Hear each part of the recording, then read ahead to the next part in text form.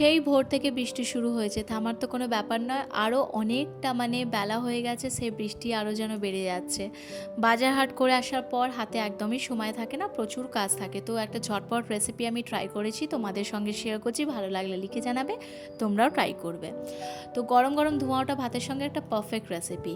তো এখানে আমি ঝিঙে খেতে খুব ভালোবাসি। ঝিঙের খোসাটাকে ছাড়িয়ে কিছুক্ষণের জন্য কিন্তু নুন জলে আমি ভিজিয়ে রেখে দিই। এটা কিন্তু টিপস অফ দ্য ডে। ঝিঙে তোমরা যখনই রান্না করবে এভাবে করবে, খুব তাড়াতাড়ি রান্নাও হয়ে যায়, সেদ্ধও হয়ে যায়। তো নিলাম একটা স্টিলের টিফিন বক্স, যে কটা আমার কাছে ইলিশ মাছের পিস ছিল অ্যাড করলাম। 2 চামচের মতন কাজু, পোস্ত, কালো সর্ষে একসাথে পেস্ট করেছিলাম, অ্যাড করলাম। স্বাদ অনুযায়ী নুন, চিনি, অল্প হলুদ গুঁড়ো, জিরে গুঁড়ো, আর 2 চামচের মতন আমুল মিল্ক পাউডার। তো সব কিছু একসাথে খুব ভালো করে মিক্স করলাম, ম্যারিনেশন করে নিলাম। তার ওপর থেকে ওই যে ঝিঙেটা জল ঝরিয়ে রেখেছিলাম সেটাকে অ্যাড করলাম।